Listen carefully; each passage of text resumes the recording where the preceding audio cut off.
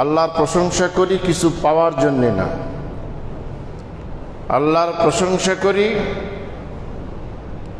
সংখ্যা গণনা করে নয়। আলহামদুলিল্লাহি বিলা সাবাব, আলহামদুলিল্লাহি বিলা তালাব, আলহামদুলিল্লাহি বিলা আদাদ। আল্লাহর প্রশংসা করি যতক্ষণ আল্লাহ পাক আমাদের প্রতি খুশি না হন। আলহামদুলিল্লাহি আল্লাহ। আল্লাহর প্রশংসা করি আলহামদুলিল্লাহ আবাদান দায়মা, যতদিন জীবন থাকবে, যতদিন শ্বাস প্রশ্বাস থাকবে, ততদিন আল্লাহর কৃতজ্ঞতা, আল্লাহর শুকরিয়া আমরা আদায় করব। আলহামদুলিল্লাহ। দরুদ সালাম পেশ করি বিশ্বনবী মুহাম্মদ রাসূলুল্লাহ সাল্লাল্লাহু তাআলা আলাইহি ওয়াসাল্লামের উপর। সম্মানিত সুধী, এখন যদি আমি আপনাদেরকে বলি যে যারা পায়জামা পাঞ্জাবি সহ মাথায় টুপি দিয়ে আছেন তারা সামনের কাতারে বসবেন, তাহলে এই মুহূর্তে আমরা সবাই সচেতন হয়ে যাব, নিজের দিকে তাকিয়ে দেখব আমি কি পায়জামা পরে আছি কিনা, আমার গায়ে পাঞ্জাবি আছে কিনা, আমার মাথায় টুপি আছে কিনা। যদি এই মুহূর্তে টুপি আমার কাছে নাও থাকে তাহলে ডানে বামে পকেটে হাত দেব। এমনকি যদি পরনে পায়জামা না থেকে লুঙ্গি থাকে তাহলে চেষ্টা করব অন্তত সামনের কাতারে। প্রিয় নবী বলছেন যে সামনের কাতারে কি কল্যাণ আছে, কি নেয়ামত আছে, আল্লাহর কি অনুগ্রহ আছে, এটা যদি মানুষ জানতো তাহলে হামাগুড়ি দিয়ে হলেও সামনের কাতারে এসে হাজির হয়ে যেত। তো এই যে একটা মিসাল আমি বলছি আপনাদেরকে, যে তাহলে আমরা সুযোগ থাকলে বাড়িতে গিয়ে টুপি ছেড়ে আসছি, টুপিটা নিয়ে আসি, পায়জামা পাঞ্জাবি পরে সামনের কাতারে আমি বসবো।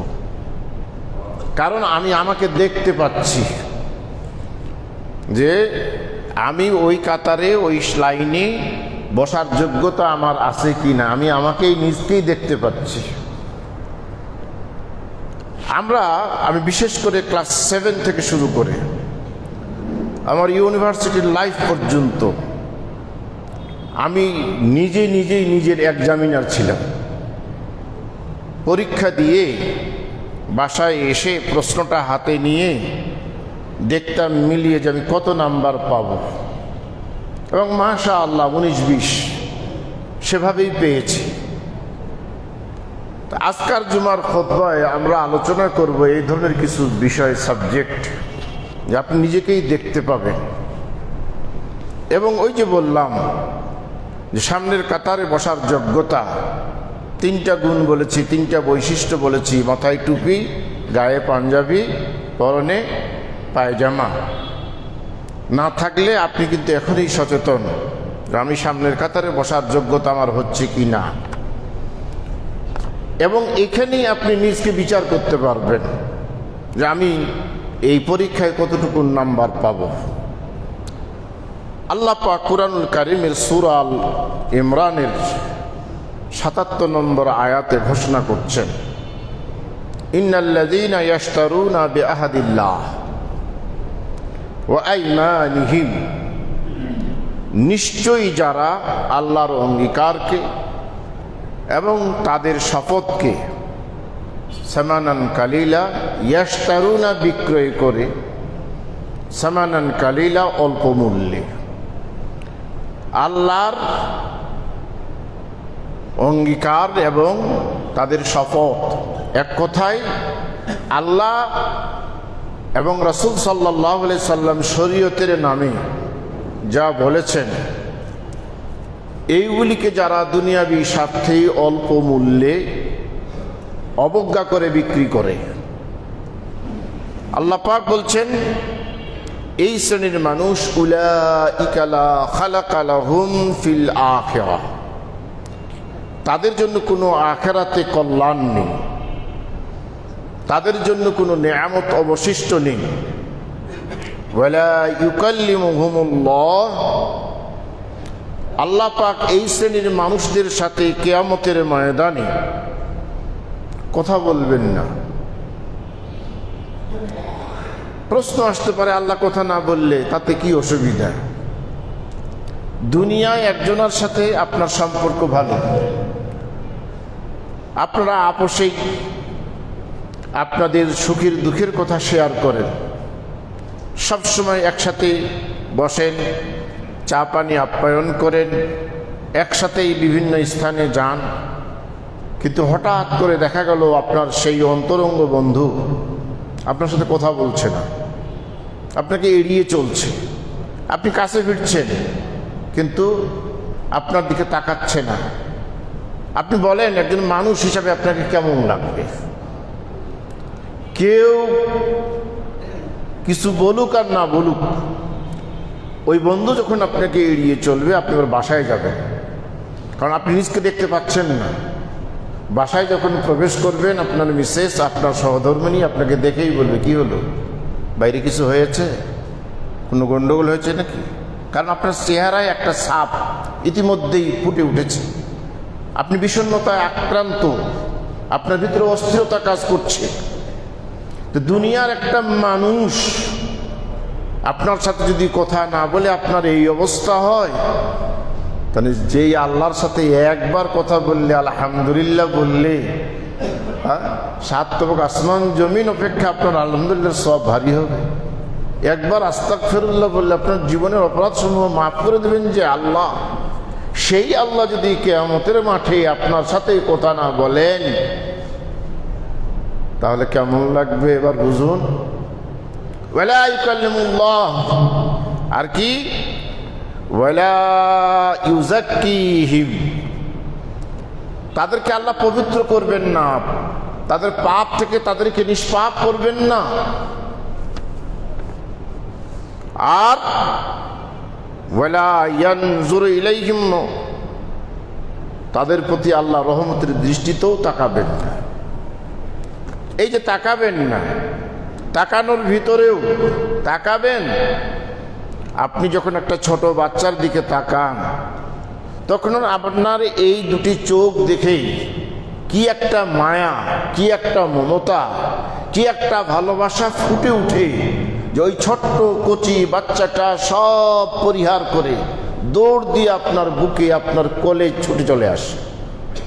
আবার এই দুইটাই চোখ ওই বাচ্চাটাকেই যখন আপনি আবার তার দিকে প্রয়োগ করবেন, দেখাবেন, তখন কিন্তু ওই বাচ্চার কাছে আসবে না, ভয়ে দূরে দূরে দূরে দূরে হাঁটবে। এই চোখ শুধু একটু পরিবর্তন,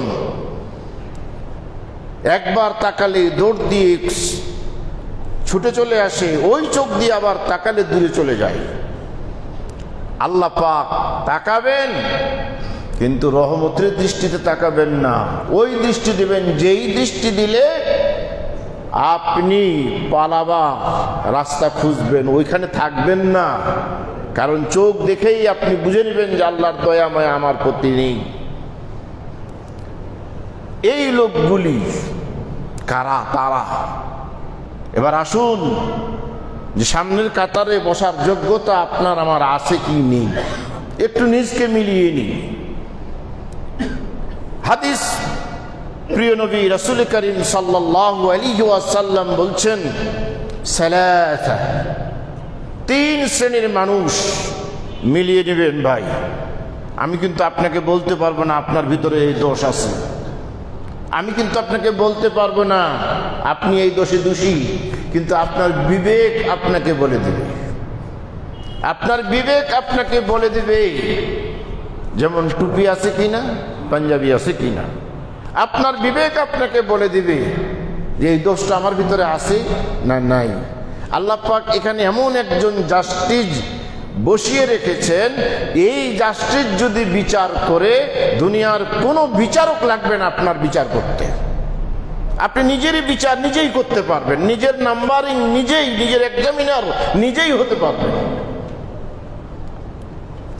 প্রিয় নবী বলছেন, সালাসাতুন, 3 শ্রেণীর মানুষ, লা ইয়ানজুরুল্লাহু ইলাইহি ইয়াউমিল কিয়ামাহ, কিয়ামতের মাঠে আল্লাহ এদের প্রতি তাকাবেন না, এদেরকে পাক পবিত্র করবেন না, এদের সাথে কথাও বলবেন না। কারা তারা? নাম্বার 1, আল-আক বিওয়ালিদাইহি, যে বৃদ্ধ পিতামাতাই হোক আর যুবক পিতামাতাই হোক, পিতামাতা, এই পিতামাতার অবাধ্য সন্তান, যে সন্তান পিতা মাতার সাথে অসৎ আচরণ করে, ও সন্তান যতই তাহাজ্জুদ পড়ুক আর যতই হজ করুক আর যতই 5 ওয়াক্ত সালাত কায়েম করুক, যতই কোরআন তেলাওয়াত করুক, প্রিয় নবী বলেছেন পিতা মাতা এমন একটা সাবজেক্ট যে ওরা, আপনি যদি সকাল বেলায় ওদের সন্তুষ্টিতেই রাত অতিক্রম করতে পারেন, সকাল হয়ে যায়, আসবাহা লাহু বাবান মাফতুহান মিনাল জান্নাহ, এই পিতা মাতা খুশি থাকলে, আল্লাহর সন্তুষ্টির মাধ্যমে সকাল করলে, ওই দিন আপনার জন্য জান্নাতের 2টি দ্বার, 2টি দরওয়াজা খুলে রাখা হয়।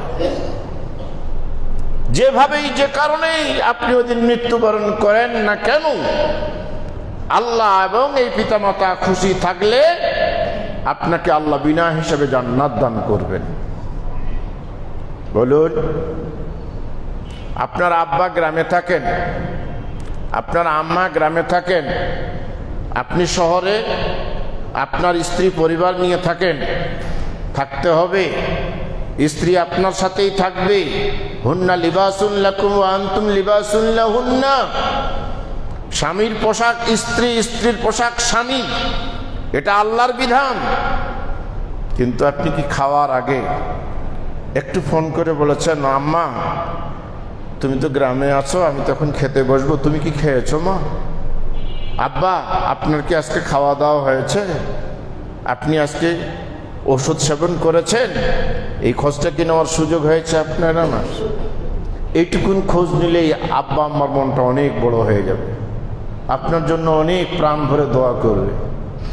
আপনার বন্ধুর সাথে কথা বলার সময় হলো, পেপার পত্রিকা পড়ার সময় হলো, আপনার বাচ্চার সাথে কথা বলার সময় হলো, কিন্তু বৃদ্ধ পিতা মাতার প্রতি 2টা মিনিট সময় হয়নি তাদের সাথে কথা বলার।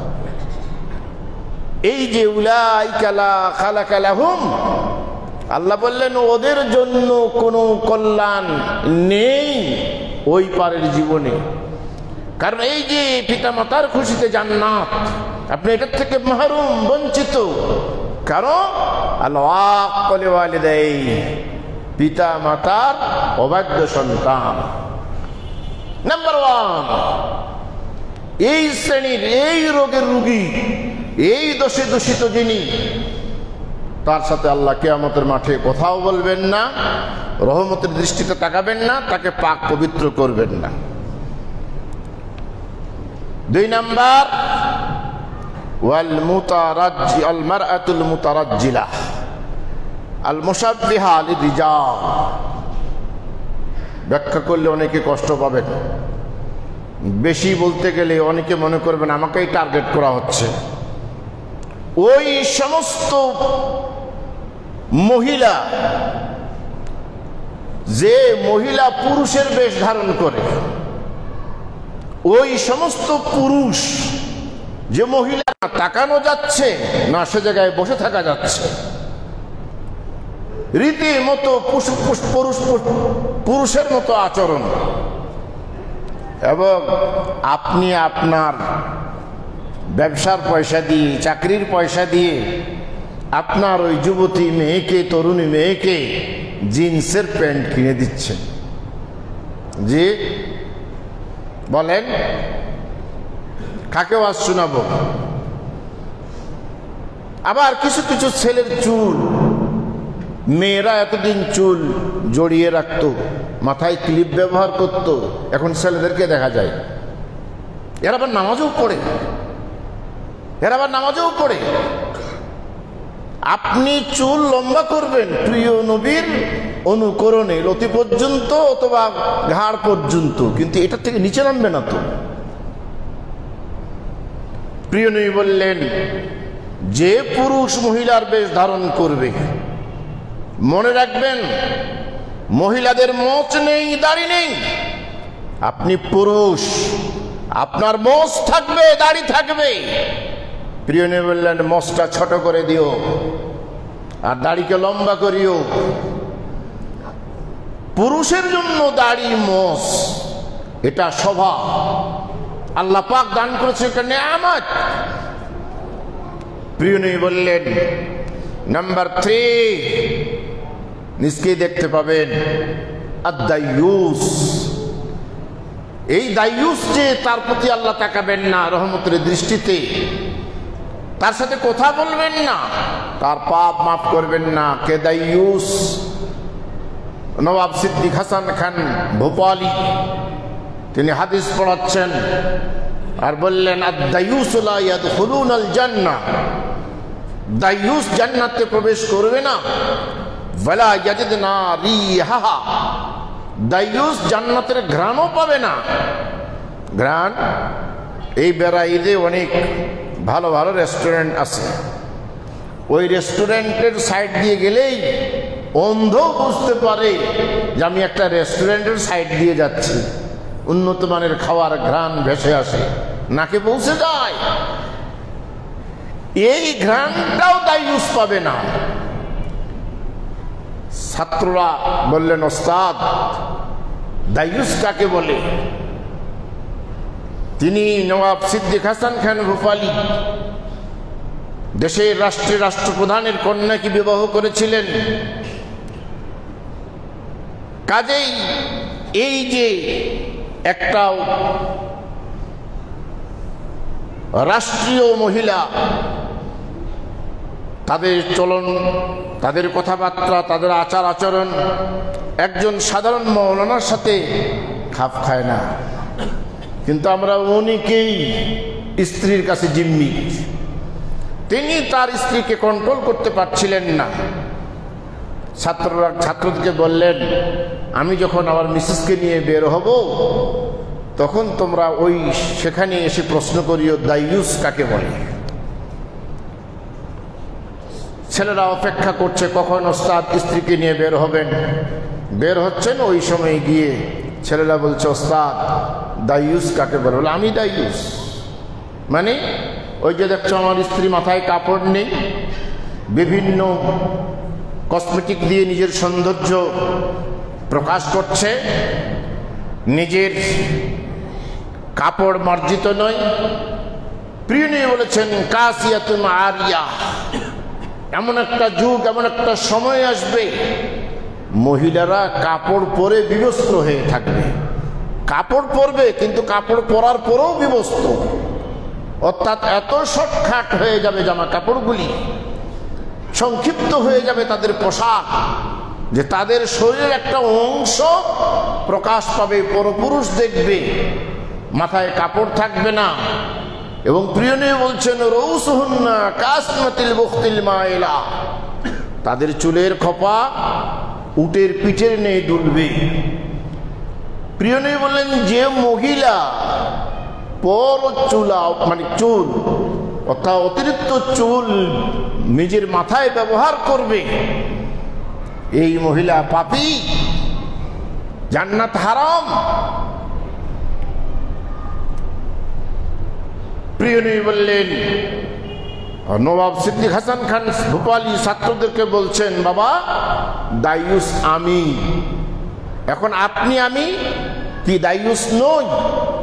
প্রিয় নবী কোরআনে আল্লাহ পাক বললেন 14 শ্রেণীর পুরুষকে বিবাহ করা হারাম, 14 শ্রেণীর মহিলার সাথে বিবাহ হারাম, নিজের পিতা হারাম, বিবাহ হবে না। অতএব মা আপনি নিজের পিতার সঙ্গে দেখা করতে পারবেন। 14 প্রকারের পুরুষ, নিজের ভাই তার সঙ্গে বিবাহ হারাম, তার সাথে দেখা করতে পারবেন। ভাই কিন্তু চাচাতো ভাই ওটা ভাই নয়, খালাতো ভাই ওটা ভাই নয়, মামাতো ভাই ওটা ভাই নয়, ফুফাতো ভাই ওটা ভাই নয়, ওদের সঙ্গে দেখা করা যাবে না।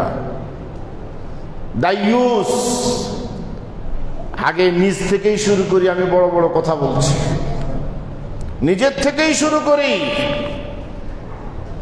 প্রিয় নবী বললেন এই দায়ুস নিজের ছোট ভাই নিজের বড় ভাই, স্বামীর ছোট ভাই স্বামীর বড় ভাই, দেবর ভাসুর, এদের সঙ্গে দেখা করা মহিলাদের বৈধ নয়। নিজের দুলাভাইয়ের সঙ্গে দেখা করা বৈধ নয়। এমনকি নিজের ফুফা, এমনকি নিজের খালু মেয়েদের ক্ষেত্রে তাদের সঙ্গে দেখা করা বৈধ নয়। নবাব সিদ্দিক হাসান খান বললেন, আমি দায়ুস। স্ত্রী তাকিয়ে বললেন, চোখ দিয়ে পানি পড়ছে স্বামীর, আপনি দায়ুস, আপনার জন্য জান্নাত হারাম, কারণটা আমি। চলুন গাড়ি ফিরাও, আজ থেকে কোরআন হাদিসের আলোকে দায়ুস মুক্ত হয়ে আমাকে পরিচালনা করবেন, দায়ুস মুক্ত হবেন। সম্মানিত সুধী, এই তিন শ্রেণীর মানুষ। অপর হাদিস, ওয়াফি রাওয়ায়াতিন আল মুদমিনুল খামার, চতুর্থ নাম্বার, মদ পান করে যে, নেশা করে যে, মদ, তারপরে আপনাদের গাঁজা, এরপরে হলো হিরোইন, আর সবচেয়ে ছোট মদ বাংলার ঘরে ঘরে, আপনার আমার বাড়িতে অধিকাংশই, সেটা কি? তামাক, জর্দা, বিড়ি, সিগারেট, সব এর মধ্যে। যে ব্যক্তি এই তামাক জাতীয়, যেটা খেলে মস্তিষ্কের বিকৃতি ঘটে, জ্ঞান লোপ পেয়ে যায়, সেটা অল্প খাওয়া হারাম, বেশি খাওয়াও হারাম। আপনি বলবেন বিড়ি সিগারেট খেলে, জর্দা খেলে কই মাতাল তো হয় না? মদের পরিমাণও পান করলে মাতাল হবে না। আপনার জর্দার পরিমাণটা একটু, এক কাপ খান না, এক চামচ খান, তখন কি হয়? 40 দিন তো আপনার ইবাদত বন্দেগী কবুল হবে না দুনিয়াতে। ষষ্ঠ নম্বর, আল মান্নান, যে মানুষকে খোটা দেয়, তুলনা দেয়। ভাই আমার একটা কাজটা করে দিও তো, আমার তখন সময় নেই। হ্যাঁ, ভুলে গেলা সেদিন রাত্রে তোমার স্ত্রী পেটের পীড়ায় ছটফট করছিল, তোমার পয়সা ছিল না, আমি তোমাকে টাকা দিয়ে ঔষধ আনিয়ে তোমার স্ত্রী সুস্থ হয়ে গেল, আর আজকে আমার কথাটা শুনলে না। এই যে খোটা দিলেন, খোটা দিলেন। অথচ একজন প্রতিবেশীর উপকার আপনাকে করতেই হবে। প্রিয় নবী বলছেন, কিয়ামতের মাঠে আপনার সব ঠিক, সব ওকে, আপনার নামাজ ঠিক, রোজা ঠিক, হজ ঠিক, যাকাত ঠিক, আপনি সলিড মুসলমান, কিন্তু আল্লাহ পাক কিয়ামতের মাঠে আপনাকে দাঁড় করিয়ে বলবেন, দেখি তোমার প্রতিবেশীকে দেখি কি বলে। এই প্রতিবেশী, তার সম্পর্কে তোমার বক্তব্য কি? আল্লাহ নিজে খেয়েছে, আমাদের খবর নেই। আমাদের কোনোদিন উপকারে আসেনি। আমার বাড়ির সাথে তার বাড়ি, একটু পানি পড়লে দৌড় দিয়ে বেরিয়ে আসতো, তোমার পানি আমার বাড়িতে পড়ছে, গোটা গ্রামকে জাগিয়ে তুলতো। হবে না, আল্লাহ পাক বলবেন প্রতিবেশীকে কষ্ট দিয়েছ, আর আপনি একটু উপকার করেন, সঙ্গে সঙ্গে খোটা দিয়ে দেন। যারা এই খোটা দেয়, মানুষের উপকার করার পরে আল্লাহ পাক কিয়ামতের মাঠে তাদের প্রতি তাকাবেন না। প্রিয় নবী রাসূল করিম সাল্লাল্লাহু আলাইহি সাল্লাম বললেন, সেই ব্যক্তি যে শাইখুন জানি, বৃদ্ধ কিন্তু ব্যভিচার করে। বৃদ্ধ কারা? বৃদ্ধ আপনার চুল পরিবর্তন হয়ে যাচ্ছে, রং পরিবর্তন হয়ে যাচ্ছে, আপনার দৃষ্টিশক্তি লোপ পাচ্ছে, আপনার মেরুদণ্ড কাজ করতে চাচ্ছে না। 40 বয়স অতিক্রম করলে আপনি বৃদ্ধের মধ্যে পড়ে যাচ্ছেন। এই বৃদ্ধ অবস্থায় যারা ব্যভিচার করে, ব্যভিচার একই শাস্তি দুনিয়াতে। যদি যুবক অবিবাহিত, যুবতী অবিবাহিত, তারা যদি অবৈধ সম্পর্কে লিপ্ত হয় এবং 4 জন সাক্ষী সমেত তাদেরকে সেই অপরাধী সাব্যস্ত করা হয়, তাহলে আল্লাহ পাকের নির্দেশ তাদেরকে 100 বেত্রাঘাত করো। একটা লাঠি দিয়ে সমাজের সবচেয়ে শক্তিশালী যুবক সর্বশক্তি প্রয়োগ করে শক্ত মজবুত লাঠি দিয়ে একটা করে 100টা বেত্রাঘাত করবে। একটুকু শক্তি লুকিয়ে রাখা যাবে না। এবং তারপরে 1 বছর দেশান্তর করতে হবে। আমরা বিচার দেখেছি, সবচেয়ে গ্রামের দুর্বল মুরব্বীটার হাতে 10টা লাঠি এক জায়গায় বেঁধে তুলে দেওয়া হয়, আল্লাহকে বুঝ দেওয়া হয় যে বিচার করলাম। জি না। আর যদি বিবাহিতরা এই অপরাধী হয়, তাহলে জনসম্মুখে মেরুদণ্ড পর্যন্ত মাটিতে পুঁতে দিয়ে পাথর দিয়ে আঘাত করে করে তাকে মৃত্যু না হওয়া পর্যন্ত সেভাবেই মারতে হবে। আধুনিক যুগের সুশীল সমাজ আমাদেরকে মানবতার দোহাই দিয়ে বলছেন এগুলি মানবতা বিরোধী, অমানবিক। আমি সেই সুশীলকে বলতে চাই, অন্যের ক্ষেত্রে অমানবিক। ওটা যদি আপনার মেয়ে হয়, ওটা যদি আপনার স্ত্রী হয়, আর যদি অন্য কেউ নষ্ট করে, আর আপনাকে যদি বিচারক হতে হবে না, আপনি যদি ধরতে পারেন, তাহলে আপনি কি করবেন বলেন? আপনার বিচারটা কেমন হবে?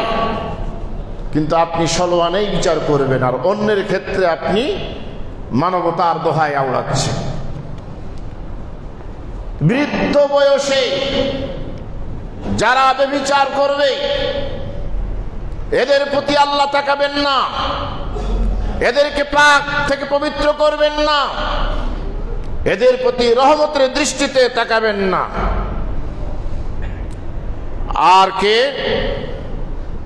প্রিয় নবী বললেন মালিকুন কাযযাব, ওই শাসক যে মিথ্যা কথা বলে। এখানে শাসক বলতে দেশের প্রেসিডেন্টকে শুধু নয়, শাসক বলতে আপনি আমি সবাই শাসক। আলা কুল্লুকুম রাইন ওয়া কুল্লুকুম মাসউলুন আন রায়াতিহি, সবাই রাখাল, সবাই অভিভাবক, সকলকেই কিয়ামতের মাঠে তার এই দায়িত্ব সম্পর্কে আল্লাহর কাছে জবাবদিহি করতে হবে। প্রিয় নবী নেতৃত্ব দিতেন, শাসন করতেন, শাসন না সেবা করতেন। যখন বিচার করতেন, কি কোরআন যা বলেছে বিচার করো, তদন্ত করে কে দোষী কে নির্দোষ, খবরদার বিচারের আসনে পক্ষপাতিত্ব করবে না। আমাকে ভোট দিয়েছিল, আমার জন্য স্লোগান দিয়েছে, রাজপথে রক্ত দিয়েছে, এই চিন্তা যেন তোমাকে গ্রাস না করে।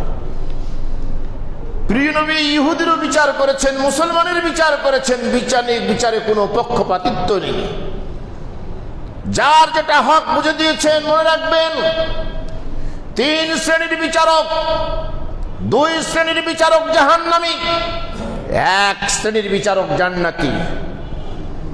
যে বিচারক অন্যের দ্বারা প্রভাবিত হয়ে বিচার করে, রায় দেয়, যে বিচারক বায়স্ত হয়ে বিচার করে, ফয়সালা দেয়, চাপে পড়ে রায় দেয়, সেই বিচারক নির্ঘাত জাহান্নামী। আপনি আমি একটু ডানে বামে তাকিয়ে দেখি, আমাদের দেশে অনেক বিচার হয়েছে, হচ্ছে, সেটা কি আসলেই বিচার? আরেক শ্রেণীর বিচারক জাহান্নামী, তিনি তদন্ত করেন না, ভালো করে শুনেন না, যাচাই বাছাই করেন না, তার সেই সময় নেই। অনুমানের ভিত্তিতে কিছু শুনলেন, কিছু চিন্তা ভাবনা করলেন, অনুমান করে রায় দিয়ে দিলেন, এই বিচারক জাহান্নামী। ওই বিচারক জান্নাতি, ওই বিচারক ইমামুন আদিলুন। 7 শ্রেণীর বিচারককে কিয়ামতের মাঠে 7 শ্রেণীর মানুষকে আল্লাহ আরশের ছায়ার তলে স্থান দান করবেন। তার ভিতরে যিনি ন্যায় বিচার করেন, ন্যায় ফয়সালা করেন। আপনার স্ত্রী 2টা, ওখানে ইনসাফের বিচার করতে হবে। আপনি এক ছেলে এক মেয়ের পিতা, সম্পত্তি 3 ভাগ হবে, মেয়ে পাবে 1 ভাগ, ছেলে পাবে 2 ভাগ। বড়ই কষ্ট লাগে, বড়ই আফসোস লাগে, আল্লাহ ভাগ করে দিলেন। তুমি ছেলে, তুমি 2 ভাগ, ওটা বোন, ওটা মেয়ে, ওটা 1 ভাগ। তারপরেও আপনি বাপ হয়ে মেয়েকে ফাঁকি দিচ্ছেন, ভাই হয়ে বোনকে ফাঁকি দিচ্ছেন, সবগুলো নিজের নামে করে নিচ্ছেন। আবার আল্লাহ আল্লাহ বলে মসজিদে এসে হাত তুলে দোয়াও করছেন। বুঝি না, বুঝি না, আপনি মিথ্যুক, আপনার পোশাক হারাম, রক্ত হারাম, গোশত হারাম। আপনার প্রতি আল্লাহ তাকাবেন না, আল্লাহ আপনার মাপকে আপনাকে মাফ করবেন না, আল্লাহ আপনার সাথে কথাও বলবেন না। ওয়াইলুল মুস্তাকবির, মুসলিম শরীফের হাদিসে বলা হয়েছে আরেকটা শ্রেণী দরিদ্র, অভাবী কিন্তু অহংকারী। আপনি দরিদ্র, আপনি অভাবী, আপনি অহংকার করেন, যাব না, এই যে অবজ্ঞা, সালাম দেব না, তার বাড়িতে যাব না। আমার একটা গবেষণা ভুল হতে পারে, মাফ করবেন। গরিব, আল্লাহ পাক কোরআনে বলছেন যে আমি কোন জাতির ভাগ্য পরিবর্তন করি না। লাম ইয়াকু মুগায়্যিরান নি'মাতান আলা কওমিন হাত্তা ইউগায়্যিরু মা বিআনফুসিহিম। নিজের ভাগ্য মানুষ যতক্ষণ নিজেই পরিবর্তন না করে। আপনি গরিব কেন? আল্লাহর কাছে ধনভাণ্ডার আছে, আল্লাহ যদি উনাকে দিতে পারেন, আমাকে দিবেন না কেন? আমার কি অপরাধ? আমি তো হিসাব করে দেখেছি এবং বাস্তব চিত্র যেটি আমি পেয়েছি খুঁজে, যারা যাকাত দেয় না তাহলে তারা পক্ষান্তরে নিজেরাই যাকাত খায়, তাদের ছেলে মেয়ে খায়। আর যারা অন্যায়ভাবে যাকাত খায়, আল্লাহ পাক তাদেরকে যাকাত খাওয়ার উপযোগী করে দেবে। আপনার সম্পদের ভিতরে গরিবের হক ছিল, আপনি দেননি, নিজেই খেয়েছেন, ছেলে মেয়েকে খাওয়াইছেন, অর্থাৎ যাকাত খাওয়াইছেন। সুতরাং আল্লাহ পাক তাদেরকে যাকাত খাওয়ার মতো পরিবেশ তৈরি করে দিয়েছেন। অথবা আপনি সম্পদ অন্যায়ভাবে অর্জন করেছেন। আপনি অফিসের বস, একজন আসলো, স্যার আমার ফাইলটা সই করে দেন। আপনি হেসে হেসে বললেন, ফাইল কি আর এমনি এমনি করা যায়? আপনি নিরুপায়। আপনার বাচ্চার জন্য দুধ কিনবেন, আপনার বাচ্চার জন্য কাপড় কিনবেন, আপনার বৃদ্ধ মায়ের জন্য শীতের একটা কম্বল কিনবেন। এই উদ্দেশ্যে পকেটে কয়েকটা টাকা নিয়ে বেরিয়ে গেছেন, কিন্তু বস বলছে মিষ্টি ছাড়া কি ফাইল আর সই করা যায়? ওই বাচ্চার মুখের অন্ন কেড়ে নিয়ে, বৃদ্ধা মায়ের সেই শীত বস্ত্রের পয়সা কেড়ে নিয়ে, বাড়ির একবার খাওয়ার সেটা কেড়ে নিয়ে আপনাকে খুশি করার জন্য আপনার পকেট ভর্তি করে দেওয়া হলো। আপনি অন্যকে ক্ষুধার্ত রেখে নিজের উদরপণ পূর্ণ করলেন। এই যে অন্যায়ভাবে পয়সা অর্জন করেছেন, এই পয়সা আপনার ঘরে থাকবে না। শুধু কি ওই পয়সাটাই বেরিয়ে যাবে যখন বের হবে?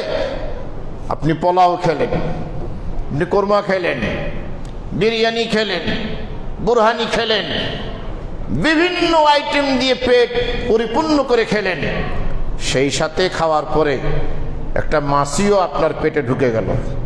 মাছি তো আর হজম হবে না, শুরু হয়ে গেল পেটে পিয়া। কিছুক্ষণ পরে বমি করতে শুরু করলেন। কি মাছিটা শুধু বের হবে না, ওই যা খেলেন এতক্ষণ ধরে সবগুলাই বের হবে। আপনার হালালগুলোকে শহর টেনে বের করবে। তা আপনার যে পৈতৃক সম্পদ পেয়েছিলেন, আপনি মাতৃত্ব থেকে যে সম্পদ পেয়েছিলেন, আপনি হালাল পয়সা দিয়ে যে সম্পদ অর্জন করেছিলেন, এই অন্যের একটু সম্পদ অন্যায়ভাবে কেড়ে নেওয়ার কারণে ওটা যখন বের হয়ে যাবে, আপনার হালাল সম্পদ সব বেরিয়ে যাবে, আপনাকে আল্লাহ পাক রাস্তার ফকির করে ছেড়ে দেবে।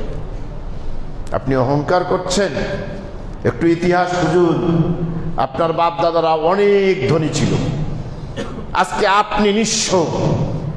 হয় দেখেন তাদের সম্পদে অবৈধ কিছু ছিল, অথবা তারা যাকাত দেননি, অথবা সম্পদের অপব্যবহার করেছেন। ফলে তার বংশধর হিসাবে আমি আজকে দরিদ্র, আমি গরিব, আমি ফকির, আমি কাঙ্গাল। আমার অহংকার করা সাজে না। অহংকার ধনী গরিব কারো সাজে না।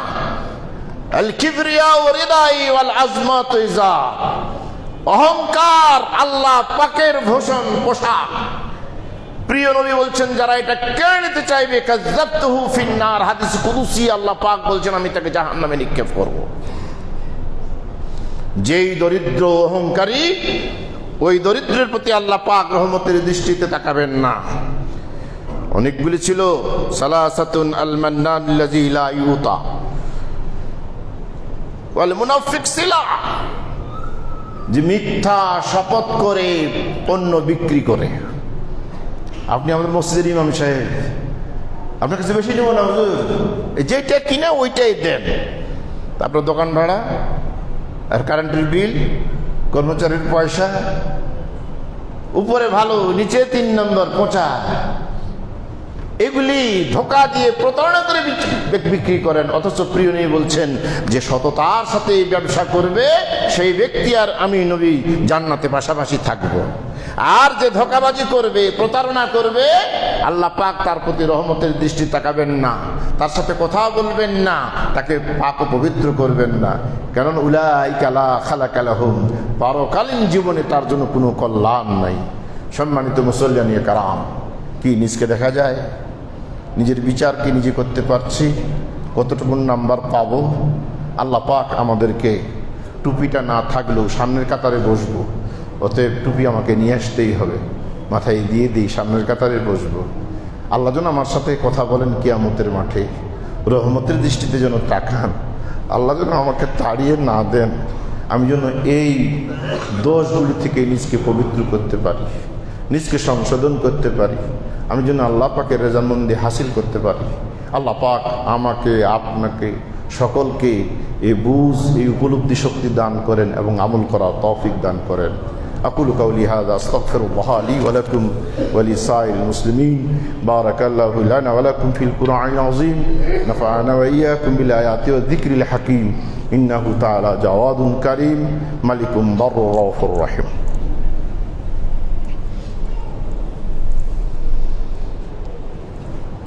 الحمد لله رب العالمين، والصلاة والسلام على أشرف الأنبياء والمرسلين. إن الله وملائكته يصلون على النبي يا أيها الذين آمنوا صلوا عليه وسلموا تسليما. শুক্রবারের দিন বেশি বেশি দরুদ পড়বেন। اللهم صل على محمد وعلى آل محمد كما صليت على إبراهيم وعلى آل إبراهيم إنك حميد مجيد. اللهم بارك على محمد وعلى آل محمد كما باركت على إبراهيم وعلى آل إبراهيم إنك حميد مجيد. ربنا ظلمنا أنفسنا وإن لم تغفر لنا